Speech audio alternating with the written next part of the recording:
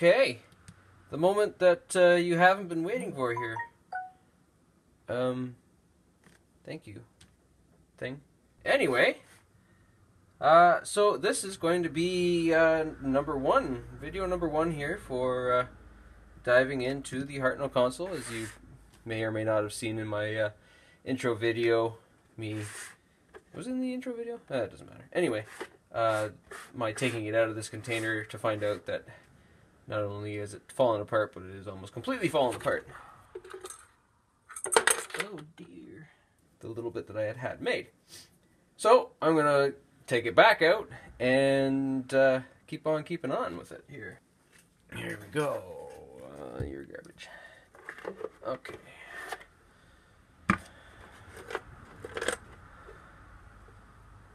Random bits and bobs. Okay. I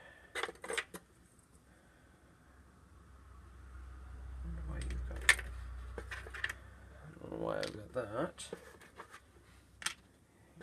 You guys. I've got you. You must have been an internal starting of an internal face there. Okay. Thank you, folder scan. Now, here we go. So here's the drive motor for it. It's obviously been sitting in the cold and damp here. It's got a little bit of rust on it, so I don't even know if it's going to turn on. But it is a 12-volt AC synchronous motor. That's the same one that runs the Tom Baker console there.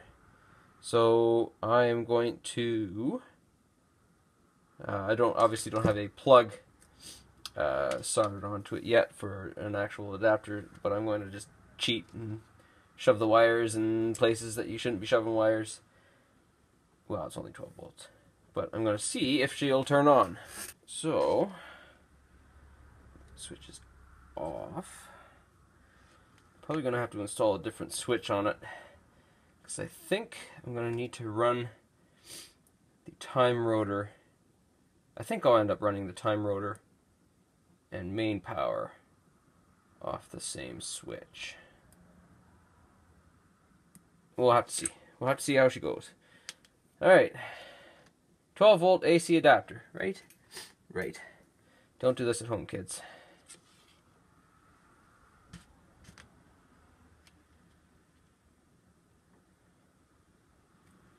Aha! So, she still runs. Beauty. Now the reason I chose this type of motor is because, well, several reasons. Let me turn this off before I electrocute myself. There we go. So several different reasons why I chose this. One, because I found one.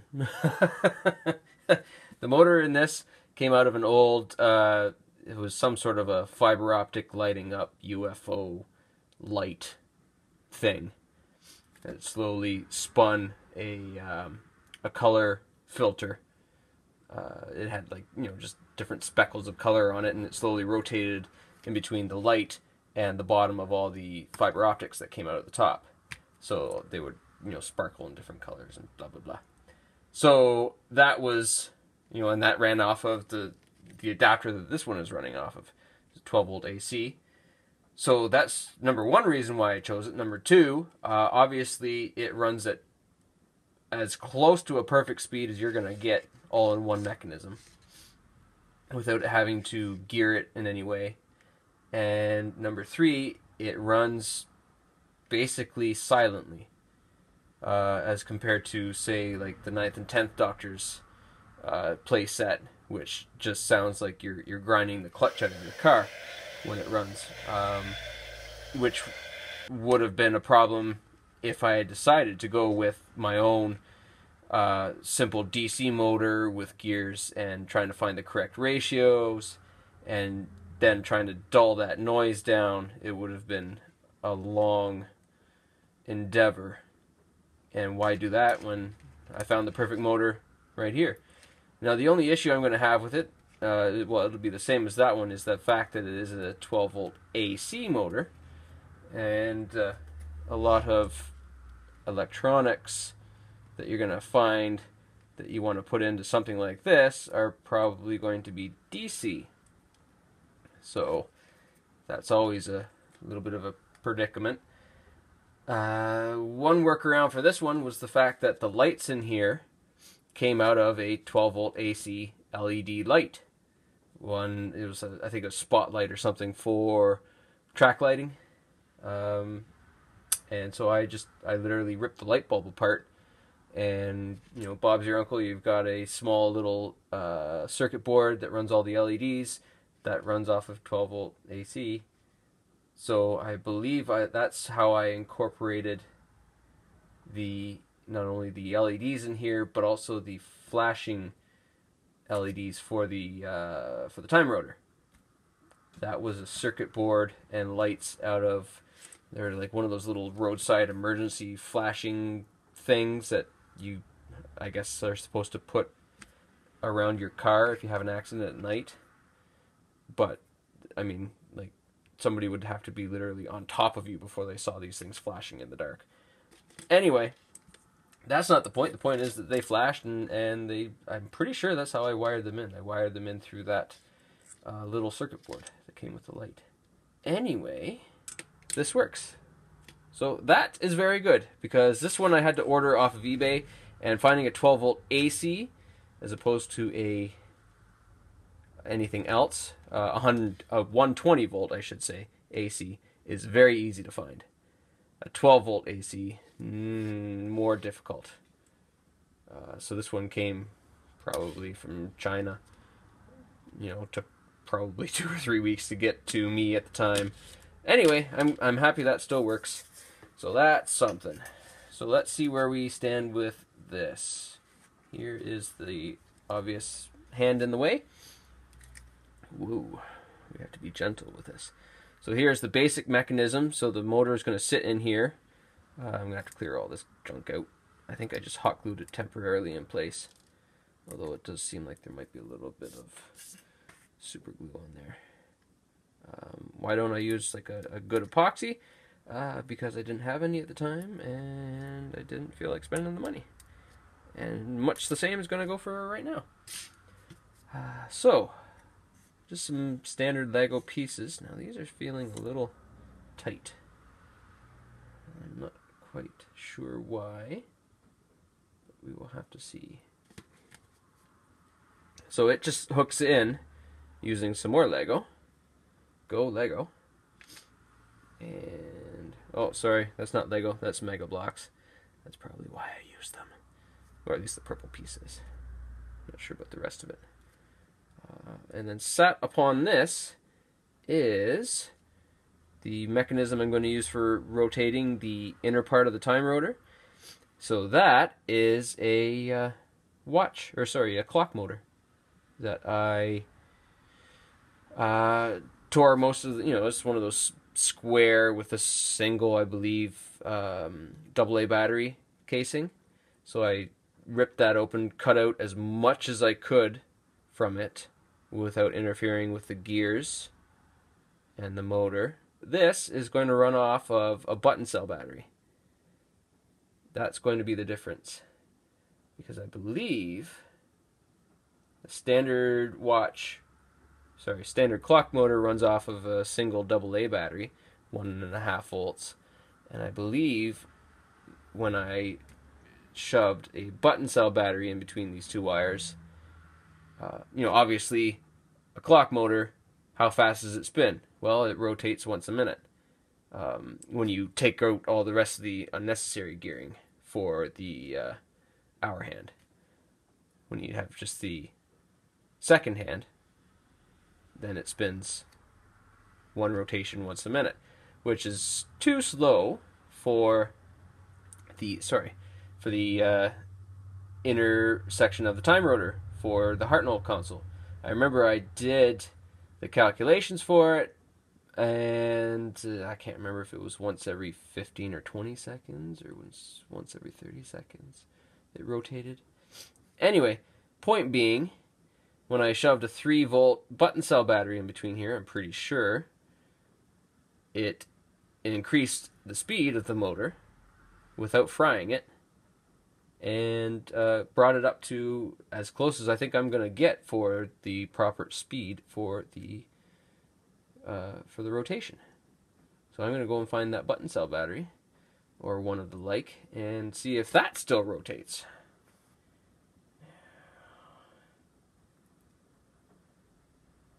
Yeah, because that says 3.5. Something wrong with the meter. Alright, let's see if she will spin up.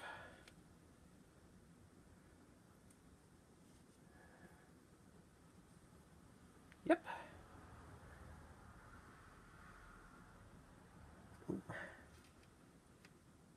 She did, momentarily.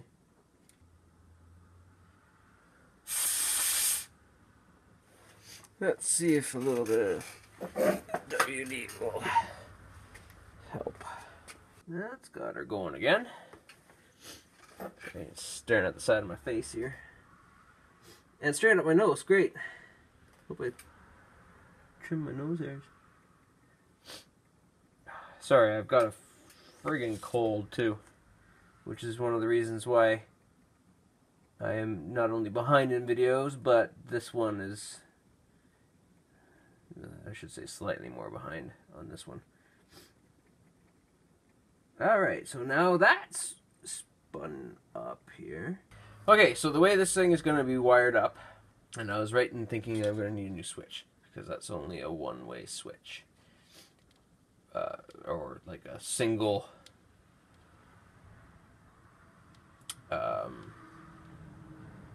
in case you haven't guessed, I am not an electrical engineer. I have never taken a course, never studied anything, nothing. I just fly by the seat of my pants here. So, you know, if there's anyone out there that actually has the technical knowledge of the stuff that I'm talking and flubbing about, you are probably going to be just absolutely livid with me by the time this thing gets built. Because you're going to be cursing at the screen the whole time, thinking what an idiot I am and why don't I know these things. Well, I don't. I just kind of go with it. Anyway, you can see that this is a single toggle switch. Lights, camera, action. I have got to fix that. That will need to be replaced. So the main switch will send power to the internal lights to turn the regular ones on. It will send power to the switch for the motor, which will then turn on the motor. And it'll send power for this. So when you turn it on, the lights will come on. You'll be able to turn on the motor with the other switch. And the time rotor will automatically start rotating. And of course the time rotor is running a different power source. So that's why I'm going to need a different switch. But that's alright, that's down the line. We've got this motor running, this motor running. Let's try and get it back together. So I'm going to need some sandpaper. Let's also see, you know what, let's stick. I don't think you were in the right orientation. Anyway, that's the right way for you. You are very sticky. That's what she said. But you don't go up that high, right? You come up to about there, I think. Up and down. You go here. It's you. Oh, you are in too far. You need to sit right back here.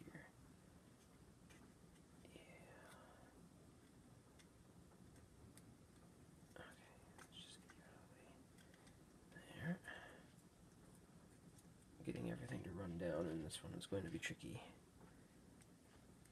There we go.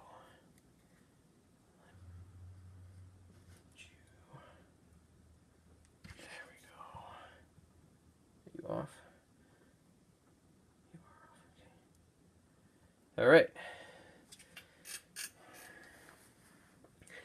Anyone who's done electronics is just gonna be screaming at me by now. Okay, I'm gonna hold it here. I'm gonna flick it on. Oh my god. Sounds like a freaking helicopter taking off. I'm going to dampen that sound. It's going to need some structural stability too. I think this motor is a little bit more powerful than that one.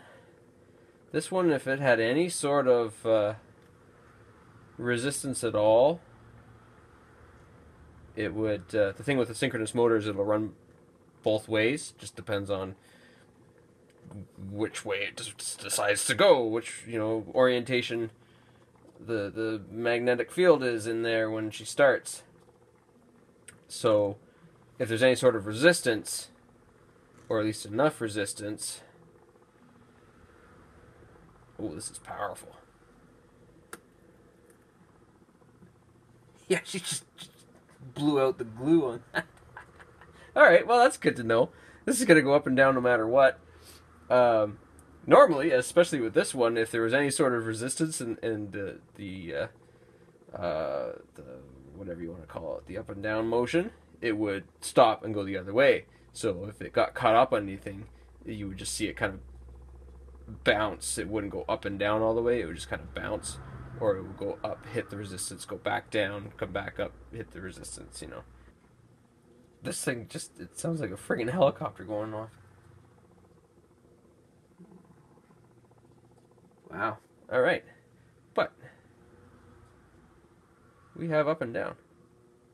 So we've got the motors running. We know that they're good. We've got the what do you want to call it? The slide for the rotor going all right. We need to secure this down. Something fierce. That this arm is just, I think it was just super glued onto the axle, I guess you want to call it. I don't know, the post for the motor, which I had to shape down anyway because I didn't have any, it was too thick. I didn't have anything that was going to fit over top of it. So I'll have to do a much better job. I'll get some, there's a slot in the post in there, so I'll probably get some epoxy or something right in there, and that should solve that issue. You know, if you just remove the thing that's in your way, it won't be in your way anymore. Pro tip. Oh, you are just... Wow, you are thick! That's not what she said.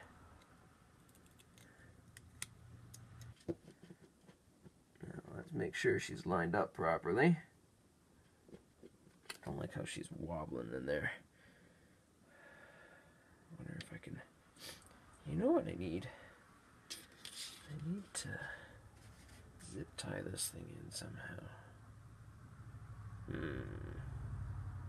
Bear with me here. What I'm gonna do... Ooh. Let's screw this on.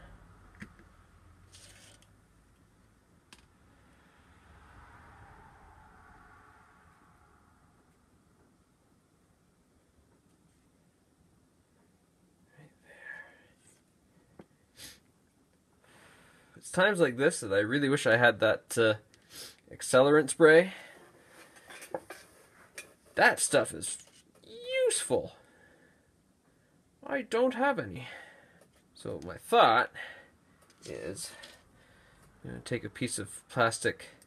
It's just a plastic bottle. This isn't going to be the final one. It's just going to be a test. And I'm going to wrap it and affix it down on the bottom. So it's just got a little bit of extra support around the top. I'm not exactly sure how I'm going to affix it down here. Part of me wants to do a little screw in here, which I'm sure I could find one. I'm just not sure because it's, I mean, it's a piece of Lego, right? It's not exactly thick-walled, so I don't know how well it will hold in place. But we'll have to see. Okay. One thing you're going to quickly notice about me is that my work area quickly gets messy. Getting in there. Perfect. All right, look at that. So now I can find a good spot in the band here to make the hole. And that should help keep everything tight.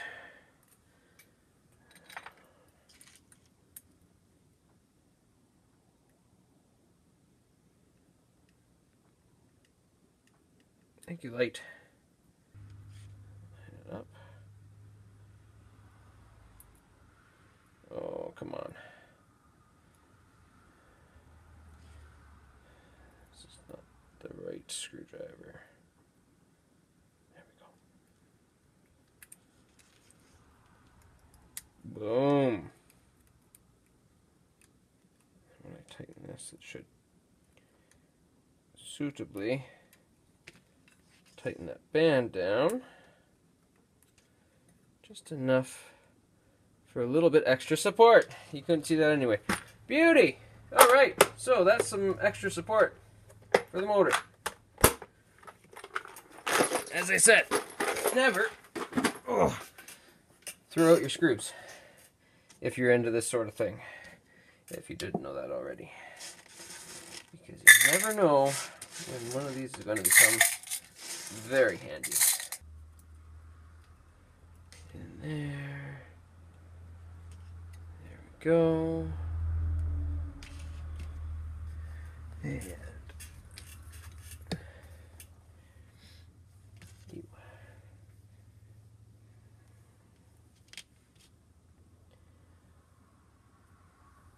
well, JM Inc., why don't you find yourself the proper plug-in so you can solder it in and not have to worry about using a third hand? I don't want to.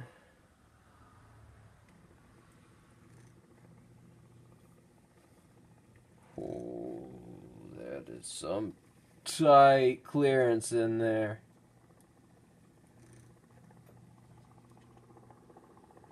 Still sounds like a helicopter. Okay, I think I've got everything.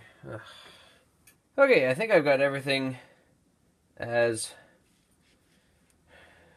well lubricated as I can at the moment. It's definitely going to take a little bit more configuring, but c'est la vie. So what do we have here? We've got the top plate. Sit in there. You come down all the way over that. You sit right about there. Actually, that's almost perfect.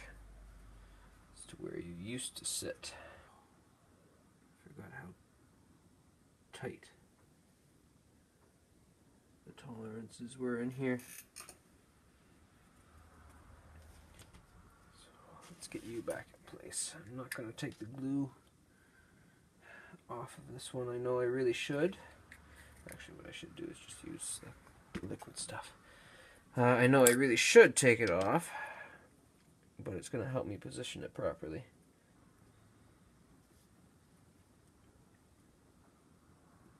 Felt pretty good.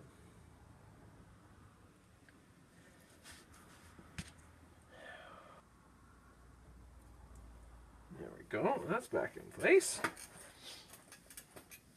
Now, I did have the other... Oh, there they are. Okay, now these ones are on an angle. I must have had more of these coming. So the way this one was going to work, it's same with this guy here. You can see how the bottom dimensions just aren't quite... No, you can't, because it's totally out of frame. Go. Alright. So you can see how these panels aren't quite dimensionally the same as the ones on the hero prop or the actual console. there just simply wasn't enough room in there. So I had to build them out a little bit and just try and fake the look of having them sunk in a little bit. And then the back two are just flat, because that's where I've got all of the wiring for everything running. The motor's on this side, and the wiring is all on this side. This one, I'm mixing it up a little bit because I'm pretty sure I had a good idea as to where I was going to glue myself. Good show. Where I was going to get all the wiring to run in and through. Of course, now I have to remember it all. So I was going to have the front two inset as accurately as I could to the show, which was quite a bit, which is where that black, this, was for, and I think it was from right here. So that sits in much deeper than on the Fourth Doctor's console here now. Actually, that looks like it's exactly where it's from. Look at that. Oh, look, there's a piece of a bolt in there for support stability. So the front two are going to look really nice, and the sides, the other four, were going to be sort of like that. Close, but not quite. But that's just, you know, you got a big motor in there, you got all the wires that you got to run, that's just the kind of the way it's got to go. Just the kind of a way. So let's see if I can tuck you in. If I can plop you down where you're supposed to go. There we are. Geez, all the old glue that broke off is acting as a perfect guide for placement. Except for you, you're slightly off. There we go. Yes, because of the aesthetic choices that I made, this is definitely a tight fit. Oh, there we go. Now, if I had spent a little bit longer in the design process, actually thinking things through, you know, all the things that you're really supposed to do when you're doing something like this, then I'm sure it would be a little bit different.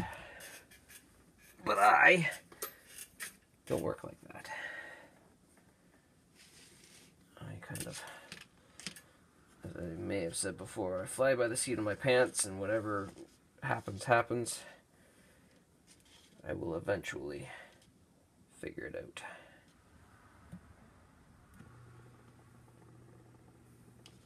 That's not good. In case you were wondering, that was the entire mechanism slipping on the crankshaft. Alright, after several minutes of recombobulation here, the axle crankshaft, I should say crankshaft, was slipping on the axle quite a bit. The axle of the motor itself. Get this back in frame here. There we go. So I had to the axle and the shaft, whatever you want to call it, the part that was coming out of the motor, the peg, post, whatever, had a slot in it. So I had to just make a little wedge to go inside. So I cut out a little bit of the white plastic piece in here. I'll lift it up since go away motor. I don't know how well you're going to be able to see in there. So the white plastic piece in here, there we are, that attaches to the motor, I just cut a little slot in it to line up with the slot in this, and made a wedge to go down inside, glued it all in place, and then covered it with a little flat piece of metal here, glued in place. So now that's all self-contained. The glue, the larger portion of glue in there is still drying, but that's fine. It's holding quite nicely, as you will see. There we are. And she's not slipping anymore. She's still got some rubbing sounds. I don't know if that's coming from the motor or the from the rods here. But at least it's going up and down again now. So, don't think that's going to be changing at least that aspect of it anytime soon. Now to figure out why she's making such horrible noises.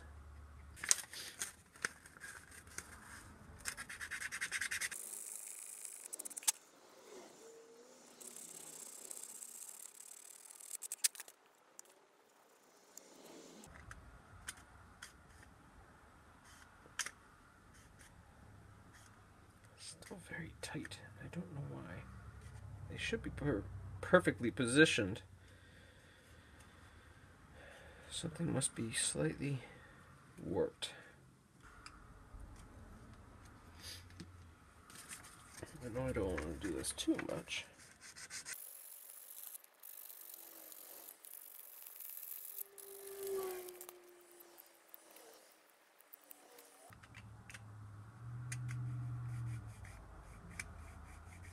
Well, that's a little bit better. Let's try that.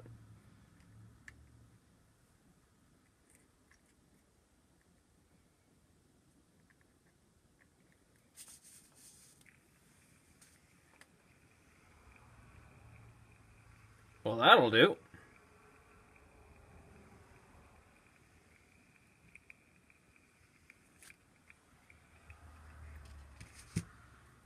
Oops, don't break that wire. There we go. Well, that's 100 times better. Alright, let's check the clearance of this while we got it going here. That's exactly where you're supposed to be. Let's see if you hit now. Nope. Oh, maybe a little bit.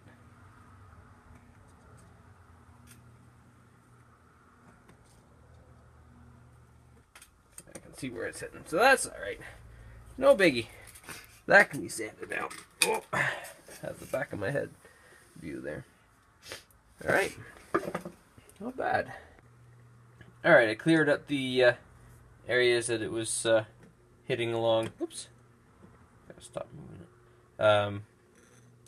The areas where the time rotor mechanism was hitting into the base plate here.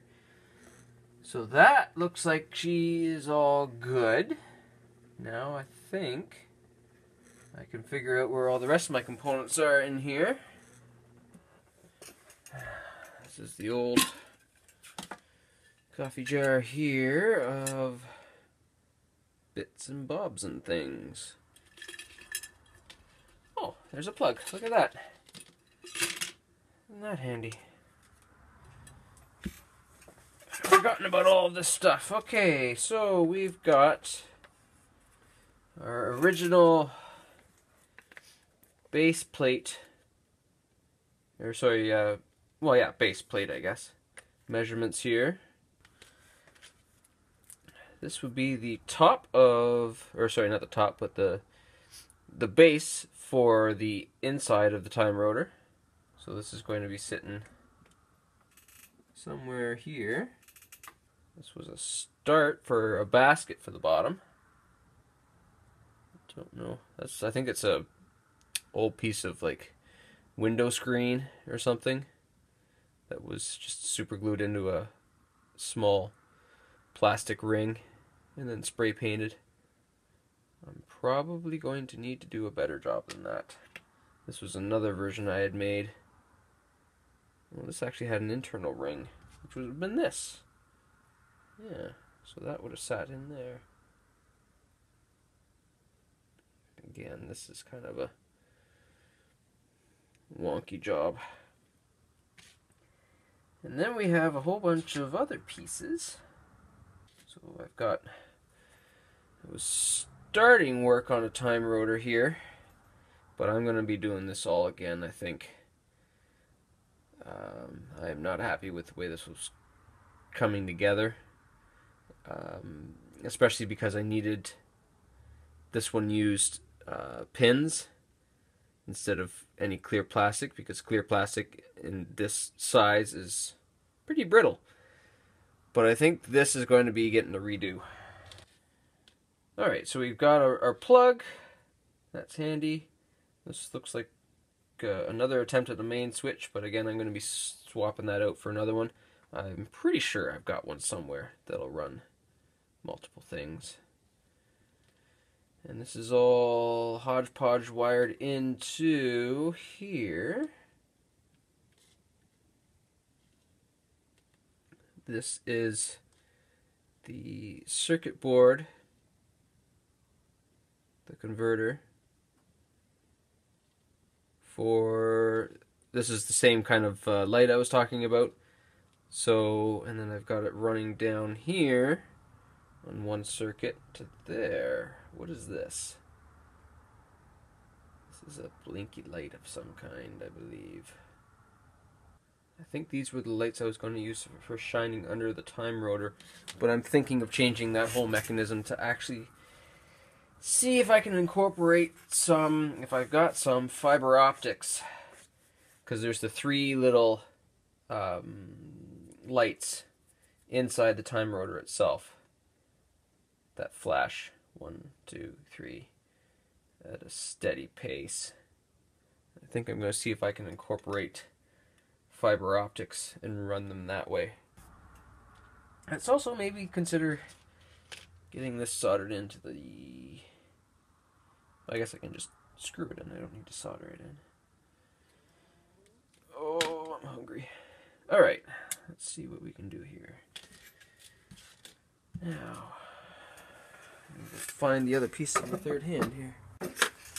Why look further for a piece of garbage? I can just use you. Look at that!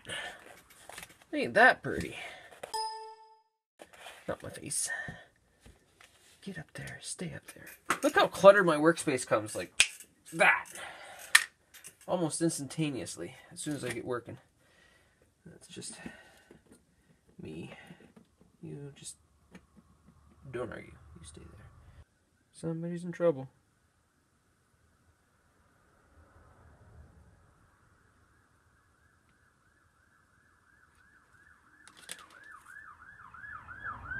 And they kept going, so it's not me.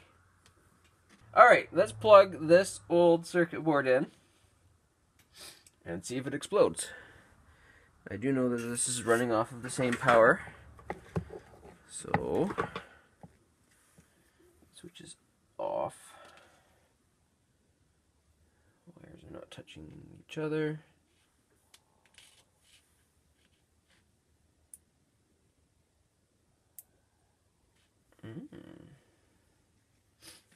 Interesting. Oh. Okay, you kicked on that time.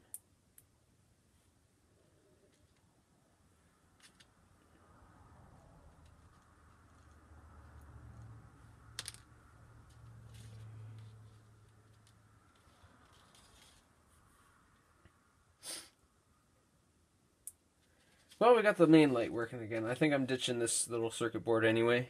This was some sort of a dollar store. It was like a ring or a bracelet or something that lit up red, green, and blue. And color changed, and I think that's where that's from. And I was going to use it, yes, to alternate side to side.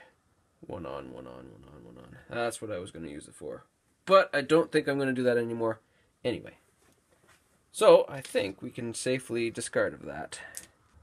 I don't think I'm going to light up the inside of the entire thing the same way I did that one. Because all of the displays that need to be... sorry, I should say there's no display... Oh, no, there are. But I can just do them with single light bulbs. How many are there? 1, 2, 3... 4 of the red and silver Fresnel lights. There's 4 little display lights, and then there's the ping pong lights. 1, 2, 3, 4, 5, 6, 12, 13, 14. Is that right? If there's 14 ping pong lights and 4 Fresnel lights, wouldn't that be a miracle? So I got 3 lights, or enough space for 3 lights still left on that circuit board that I can take off and see if I can find a alternating circuit to power one at a time and some sort of a flashing motion. Hopefully I'll have to find a resistor. Oh, I hate doing resistor calculations. So yeah, remember my original count of lights? I just double checked, and wow, was I way off. There's 5 of the red and silver little decal Fresnel lights, and like 29 ping pong ball, whatever, lights. I'm pondering on doing the whole thing with fiber optics now, because I wanted the ping pong lights to flash in different orientations as well. Okay, been a little bit since I was working in front of the camera here. Sorry for the mess. Just a quick update as to where I am here. So I'm foregoing the button cell battery. I'm going to tie in the main rotating motor here. I shouldn't say main rotating, but the clock motor that spins the inside of the time rotor. I'm going to tie that straight into the lighting chip here, because it's just going to save on wiring in the end, and save on the fact that I would need a button cell battery. So there's only one issue with it. I've had to put in a little, this is just set up for testing here. There's a resistor here in between the main power from the light chip and the clock motor, because it was drawing too much power somehow, even though it's a 9-volt. So these are separated into 3 light, what do you want to call it? There's 3 lights in series here. There's this section here which I'm wired into. So I took the 3 lights out. These ones are extended because they were part of some other test I was doing. And it should be 9 volts across those 3 lights in series. Somehow this was drawing about 4.5, and I'm not really sure why or how. Anyway, right now I've got a resistor in there to tone it down a little bit, so it's not drawing so much. So I can turn it on here, and it spins up. Now the only problem here, I don't know if you can see it very well on, there we go, on the camera. Yeah, you can sort of see it. These 2 lights here obviously have a little bit of interference from it, so they're flashing. But anyway, you can't really see it because it's just a stick. But, and of course my light goes out. I can put this through one of the holes here, turn my light back on, and it's basically spinning as close as I'm going to get to the right RPM, which is like 2. It's also wired in now temporarily, so the motor will run, which again is running so much smoother than it was before. So she's a little bit noisier than the Baker console. I mean, it's all open now, there's no enclosure around it, but it's not bad. It's much better than it was before. And you can sort of hear the clock motor in there running away. It's one of those. It's the smooth action one. It's not the what do you call those? Incremental motors. You know, click click click per second. This is one of the smooth sweeping ones, which was tricky to find if I remember correctly, at least in terms of the trash bin, because that's where I get most of my parts. Okay, there's a rooster. Once it's And there's a horse. That would be kids' toys going off upstairs. There's nobody else up there. Anyway, once that's affixed in proper position, then it should be close, but it shouldn't be touching the motor. And then the real trick is going to be getting not only the interior mechanism for the rotor, the detail work, like this, although this isn't it, but the trick is going to be getting this done, and on the shaft here,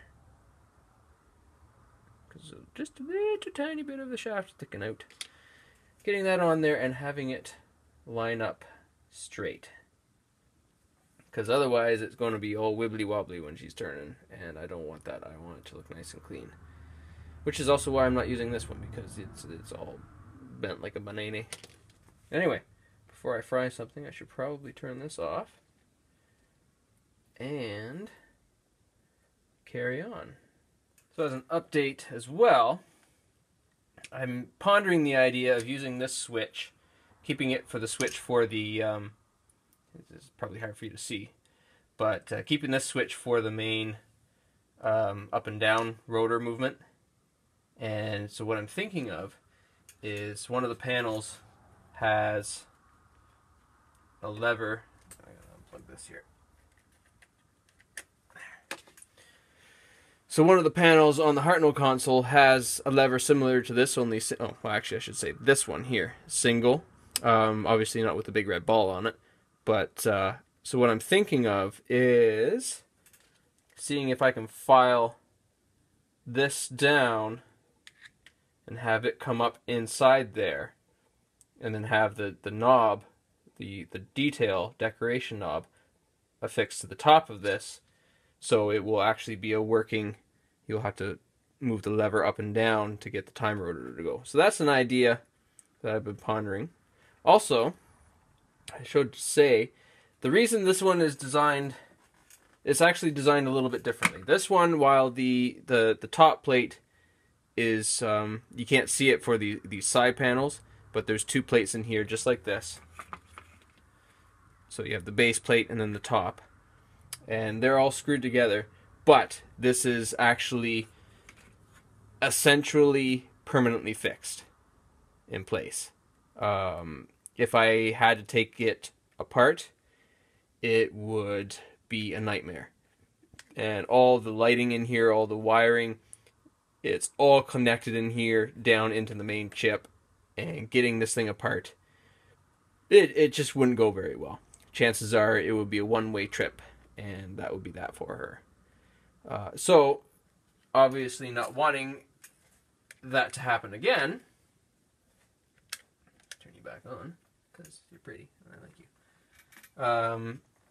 The idea here is this is going to get opened up even more.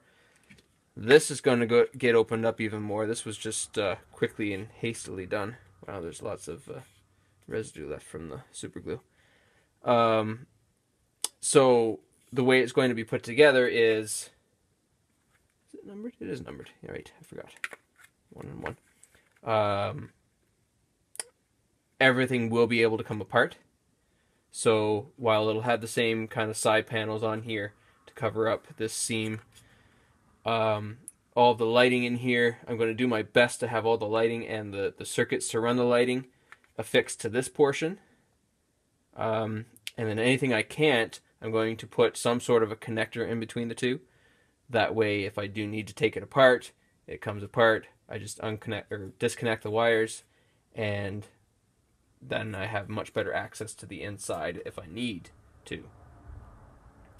So that's the hope, at least. Just looking at it here, it's been a while since I've seen the actual handiwork in there. I'm glad that part is done, because that was a pain in the butt. Yeah, I just have to add the exterior fins down there, but that's, you know, detail for later. So anyway, yeah, this is all going to get opened up as much as I can, saving the screw holes, and then so it'll be screwed together, and then if, you know, modifications or more than likely repairs need to take place, it can come apart much easier than that one. And also for the time rotor, the 3 flashing lights inside, I've found a circuit diagram that should work nicely. So I just need to find myself some components. I need two IC chips. I need a 555 timer and I need a 4017 counter. Timer and a counter? I don't know.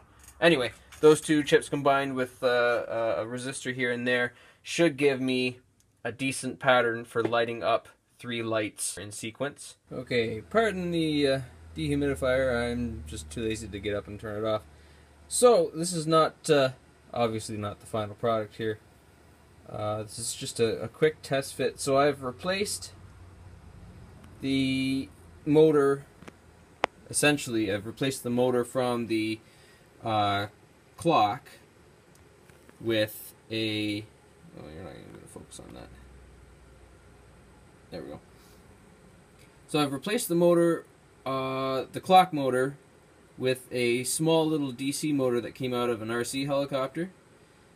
Now I've got to dial it way down using what do you call it there? Potentiometer? Something? I don't know. That thing.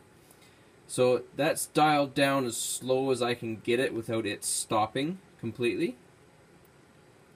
So, because I wasn't quite happy with the speed it was running at.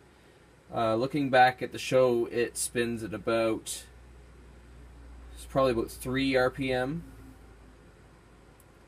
So 1 rotation every 20 seconds. Obviously this is spinning a lot faster, but the clock motor, as fast as I could get it running, was about 1 rotation every 40 seconds. So twice as slow, and it was also fairly noisy. You can't really tell because of the dehumidifier, but this is a lot quieter. It's just a lot faster. And I honestly don't know which I prefer.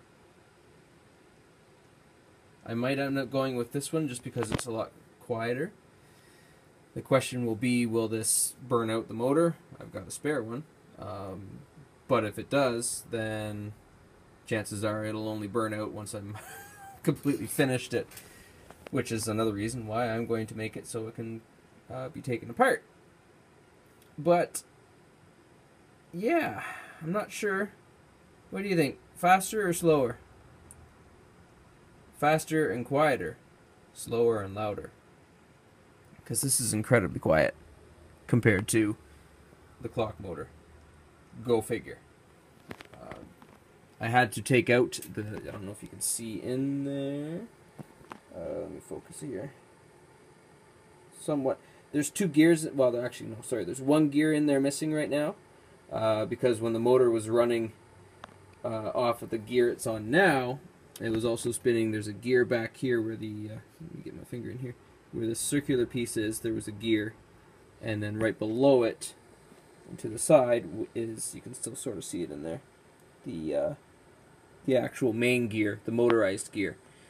So when the motor was spinning at all, it was making even more noise than when it was just a clock motor. So I took that 1 gear out, and voila, she's nice and quiet. But the resistance also slowed it down too. So I'm just looking at it here. Now the shaft that this is all running off of is the second-hand shaft. And I've noticed that it's got an ever so slight bit of play in there.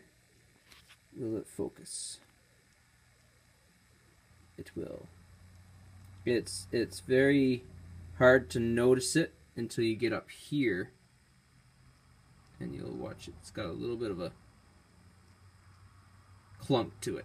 Now obviously this is not, as I said, this is not the final product. This is not straight up and down. This was a quick glue job to just see if the added weight was going to have any effect on it.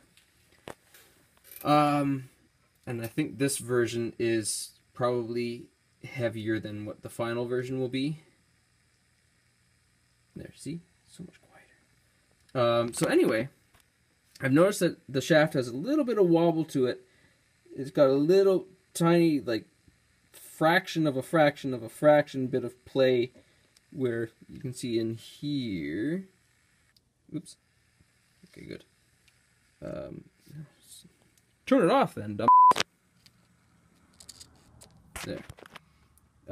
So there's the shaft. There we go. There's the shaft, and there is, I guess, the sleeve that it comes up through the main plastic body here. Whoops, I'm looking through a camera here. So there's a little teeny weeny bit, like not even a quarter of a hair worth of play in there. So the other thing I've noticed, turning it back on, is that if I get my fat finger out of the way, if you add just a little bit of pressure to it, put it under a little bit more load, it will help straighten it and slow it down ever so slightly. Now, of course, it's still running faster than what do you call it? The screen version of it. But, not, I mean, you know, let's see, that's too much pressure there. At least it kicks back up. So this would have to be a very precise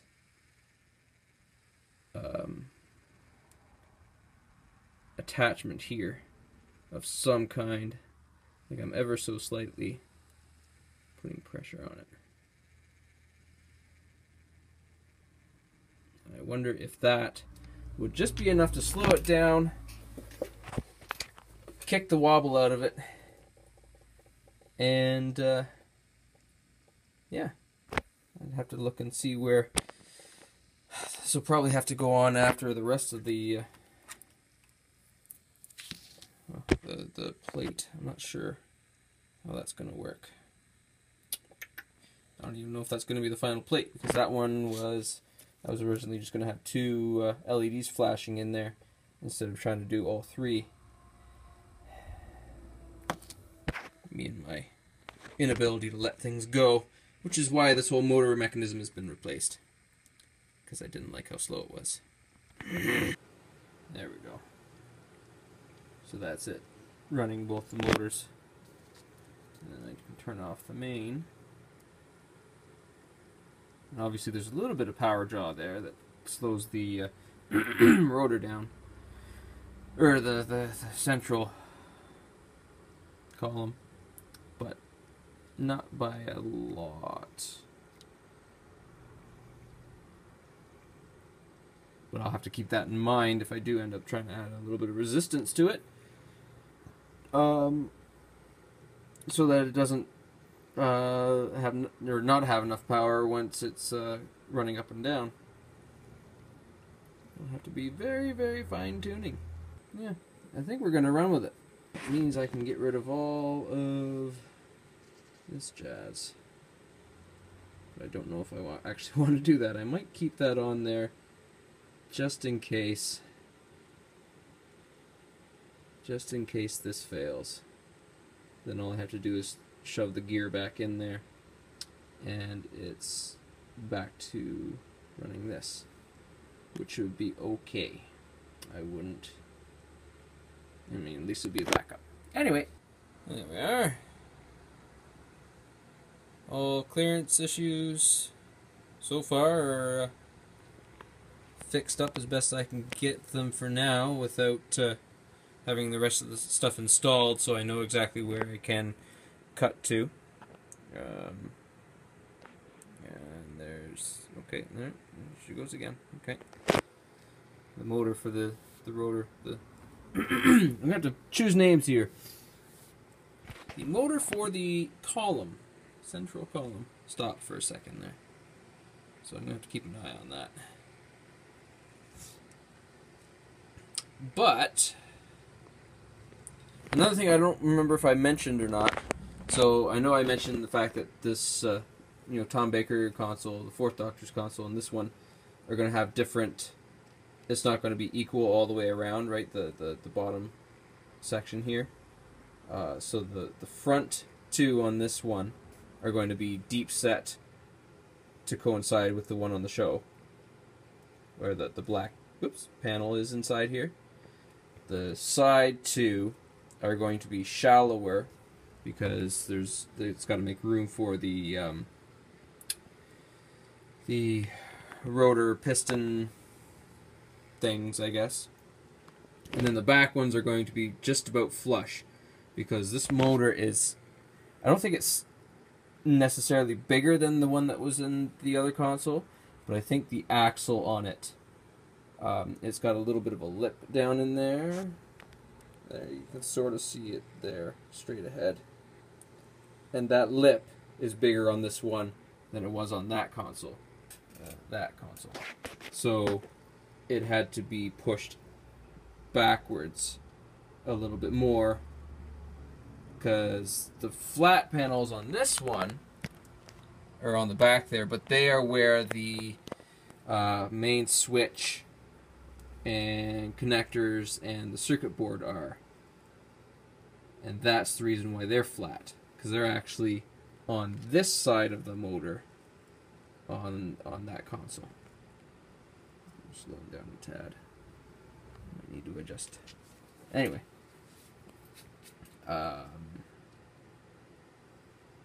So this one's kind of built in the reverse order, or just like the position of the motor to the column is opposite compared to that one, and then in terms of where the lower panels are going to sit, whether they're sitting flush or sitting inset.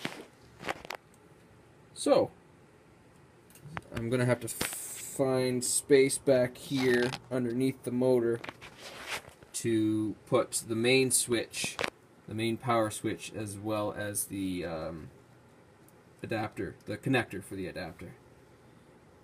And then those wires will probably run down into here and then up. Well, we'll have the wires running for the column motor. I guess I'll call it the column motor until I can think of a different name for it. And then the main wires for the lights and all this stuff will come up through probably the back end here. Looking down on it, I've got some space because, yeah, as I said, these panels are going to sit flush back here, so I've got some space that I can open up here to run all the main wires. And this time I'll have the circuits for the lights up in the main area. It's really hard to look through a camera and point, and then look around the camera and point, and then not smash anything. Like my mess? Whee! That's how I work. I work best in chaos, unfortunately. Anyway, there we are. Alright, so I managed to do a little bit of shopping just after the Thanksgiving weekend there. And found myself a couple of 555 timers. Hopefully those are the right ones. In order to try and make a little circuit to flash the lights for the time rotor. Unfortunately, I wasn't able to get the other chip that I needed, which was a 4017.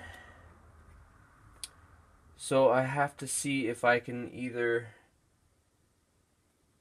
unlikely find one amongst other things that I have, or see if one of the other chips that I have will do a similar job. So that's what I'm going to do now. Should probably clean this mess up though first, shouldn't I? Smart person would do that. Alright, so that nice cleaning job that I did obviously didn't last long, thanks to other things getting in the way. Anyway, so I have fought in my brain about ways to get the lights for the time rotor wired up, and I just about gave up because every diagram that I found had multiple different components to it, of course, that I didn't have.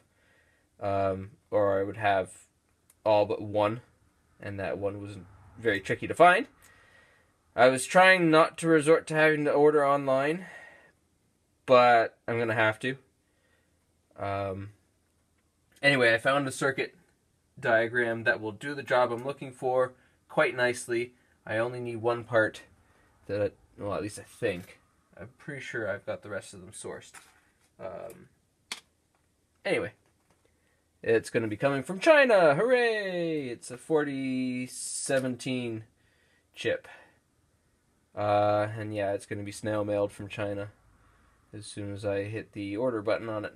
So that could be coming in the mail anytime between 2 weeks and 2 years. Who knows? Anyway, I'm going to have to move on from that for now. So what I've been pondering on the side, I tend to do this. So I've got all these panels here that they've all got the ping pong lights on them. And these ones here, this is like the main drive panel, if I remember correctly. I believe this control was for dematerialization.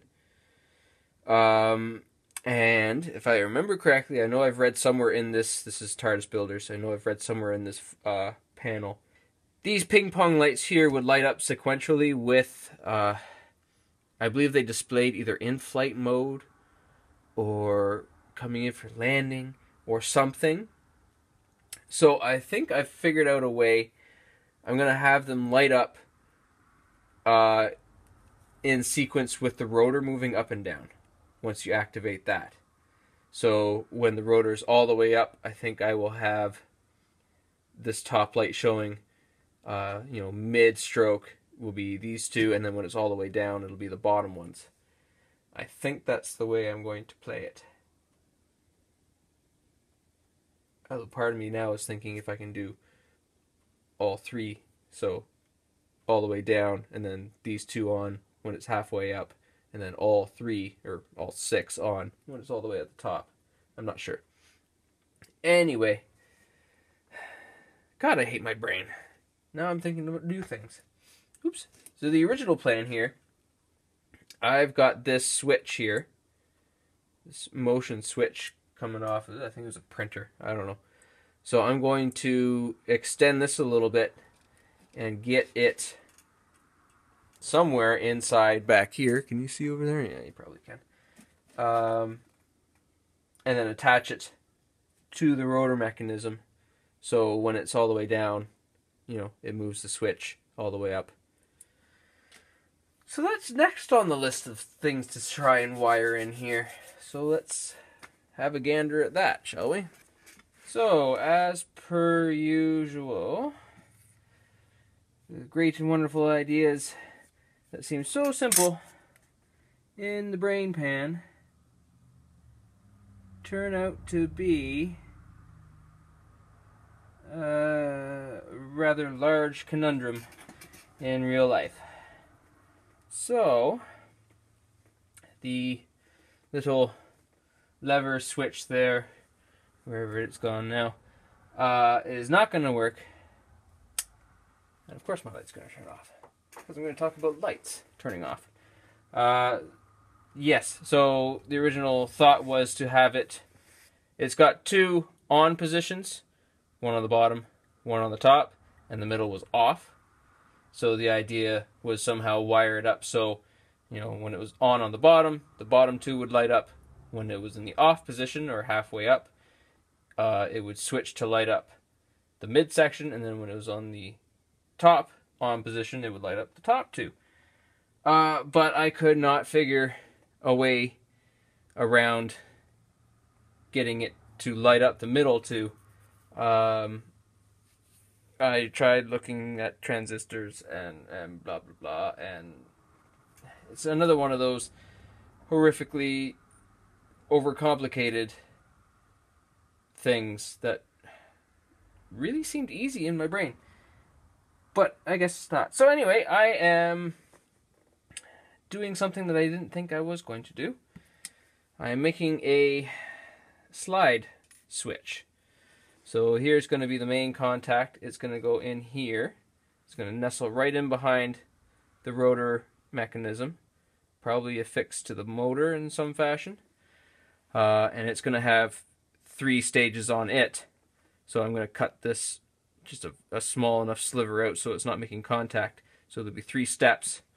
This will be affixed to the rotor itself, and it will move up and down and slide across the 3 phases, which will in turn, that needs to be sanded down, it's pretty rough, activate. So lower position, lower lights, middle position, middle lights, top position, top lights, and it will just hopefully glide without scratching this up and wearing it out, which obviously, as I said, it needs to be, it's got a good ding in it, so it just needs a light sanding on it. But this was ripped out of the inner mechanism of a old broken whatchamahoo's meter thing. So yeah, that's what I'm working on now. It took me like 4 hours to figure out that that wasn't going to work, and now here I am. So I'm going to have the 3, this will probably be the power, the positive side, and then I'll have the wires soldered just onto the back here, and they will run up and flash those lights, which sucks because that's going to be, it does suck because I'll need to have some sort of a connector installed on all 3 of those friggin' lines to get that to work properly, so I can disassemble it later. Ugh. Oh well. And I'm thinking that I'm going to, I don't know where I'm going to find the space in here because it's she's going to be tight. But I think the main, where are we? There we go. 3, 2, 1. Those lights will probably be running fiber optics because I've got 32 lights in total. Nope, 32 plus like 5 or 6. Right? Right. I've got a lot of lights that need to be lit in this thing. A lot more than I originally realized. So I think because of the size of them, the small LEDs that I can find are too small to just put in as the actual ping pong lights. And the main lights that I'm already running are too big. So I think I'm going to use, well, I'm going to keep these lights and then I'll run fiber optics to light up the ping pong lights.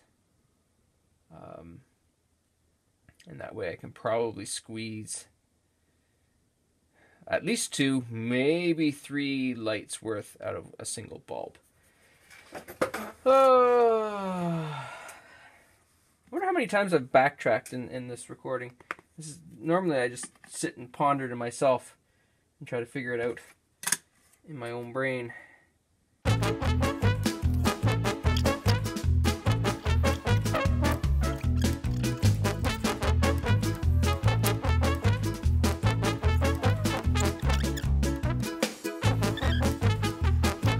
Alright, so you're probably wondering what the hell happened here. And you'd be right to do so. This is called my brain at work. My brain, I love my brain, but it is more often than not its own worst enemy. So the great idea that I had to run the 3 lights on, I think it's going to be, I'm going to designate it the drive panel.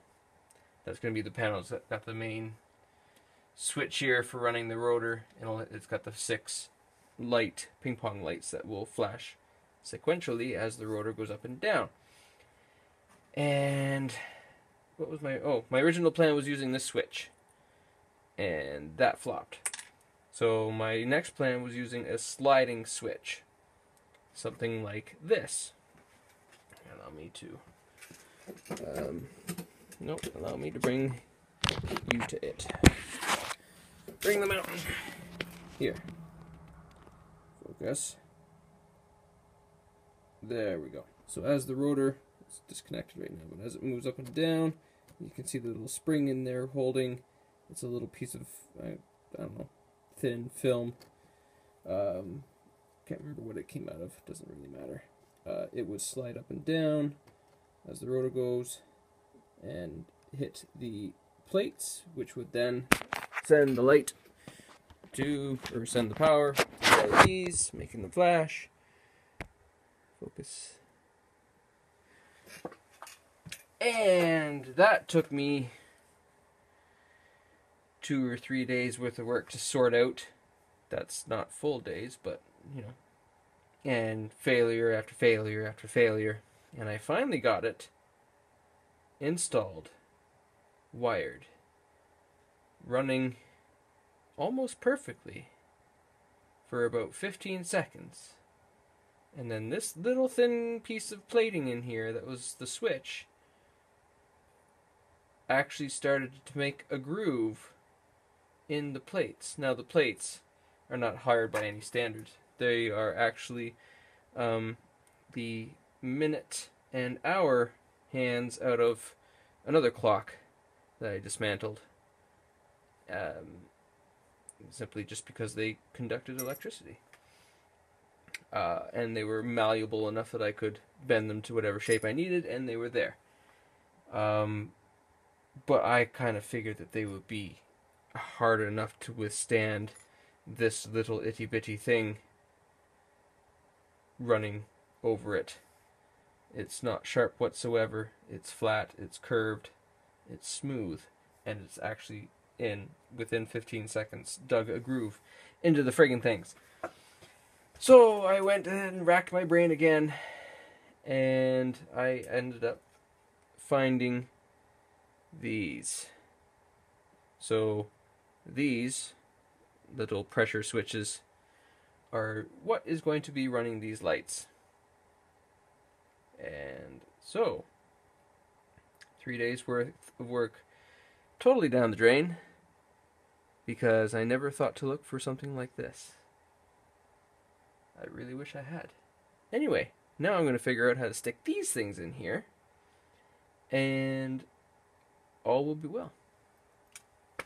So let's do that. And you can even see, so as I said, I've got it all torn apart here. Like I've even got this plate, I had to spring load it because otherwise it just wasn't making solid enough contact. But the spring really doesn't do much. It's not forcing it against the plates with, you know, magnitude 1,000,000 here. Anyway, let's dismantle this and get rid of it. There we go. Of course, my furnace would decide now is a good time to turn on. Let me see if I can focus on that. See that groove? Like 15 seconds, literally. It ran nice and smooth, and the lights all worked, and like it's just, and there was no noise, no nothing. It just went up and down nice and smooth, and then like about 10 seconds in, you got this little bit of a stutter, and then, you know, it just went, all of a sudden, it's just all you could hear is and yep, so gone. Alright, excuse the mess, but we have moderate success. I've got 2 of those switches wired in, so they will run the top and the bottom switch, or sorry, lights. Green is, it doesn't really matter, green is the top one. Yeah, that's right. Okay.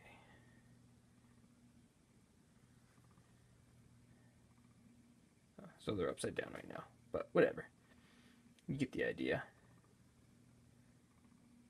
Nice and smooth. No rattling, no scraping, no grinding of metals. The middle one will have to be wired in on this side because there just was not enough room on that side. Here, let me bring you in a little bit closer here. 1 second. There we go. There. So as you can see, there just wasn't enough. I'll put this down now. Don't need it. And I can turn you off. I'll turn you off at the top. There. So down in there, It's really hard to see, especially when it won't focus. There we go. So there's the top switch. As you can see, it's riding against this little piece of plastic here. The white piece. That's giving it a little bit of a smooth ride. Now we're better focused. So as I said, there wasn't enough room on this side to wire in that middle switch. It's just too tight in there. It is stupidly tight in there, especially with all the software updates that I'm now getting. Great. Later. Remind me later. Piss off. With the power lines and wires in there. So the middle switch will have to go on this side and back in here. But that should be a lot easier to configure than the double side here. This one was a bit of a pain in the butt to get it situated properly and attached properly. Things just weren't cooperating. But they've cooperated now through sheer brute force and a bigger hammer. So, there we go. I wanted to have this part all done up and finished before signing off on part 1 here. But I also want to get this edited and out to you.